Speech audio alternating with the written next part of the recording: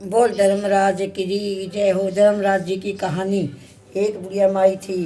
वह व्रत नियम बहुत रखती थी। एक दिन भगवान के घर से यमदूत लेने आए। बुढ़िया माई यमदूत के साथ चली गई। आगे गहरी नदी बह रही थी।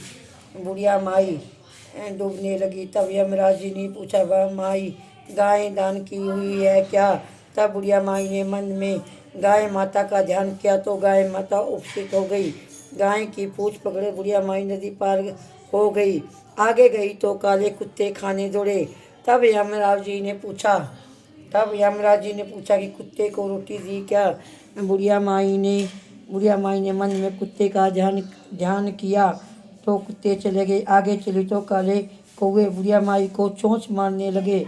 तब यमराज जी ने कहा, ब्राह्मण की बेटी को सिर में तेल लगाने को दिया है कि नहीं? बुढ़िया माई ने ब्राह्मण की बेटी को याद किया तो कौवे ने चोंच मारना छोड़ दिया।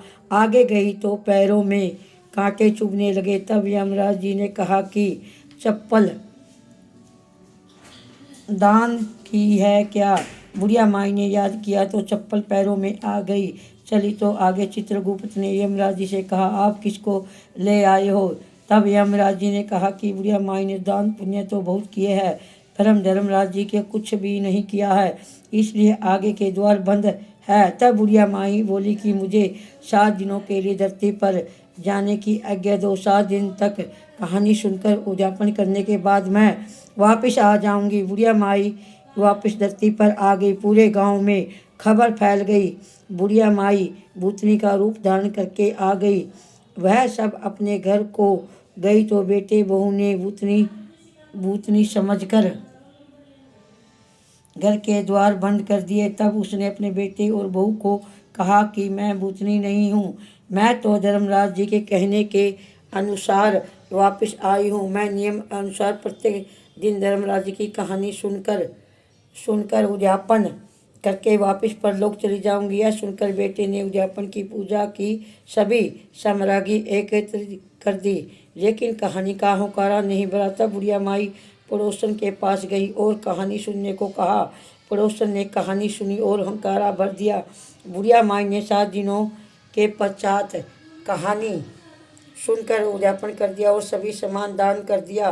धर्मराज जी ने बुढ़िया माई के लिए धरती पर विमान भेजा तो विमान देखकर सभी गांववासी सड़क जाने को तैयार हो उठे।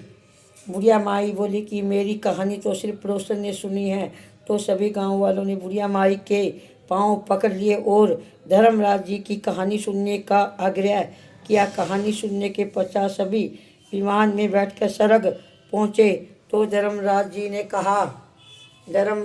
ने कहा कि मैंने तो सिर्फ बुढ़िया माई के लिए विमान भेजा था, पर यहाँ तो सभी गांववासी एकत्रित हो गए। तब बुढ़िया माई ने कहा कि मेरी कहानी इस सब ने सुनी है, इसलिए आधा पुण्य इनको भी दो।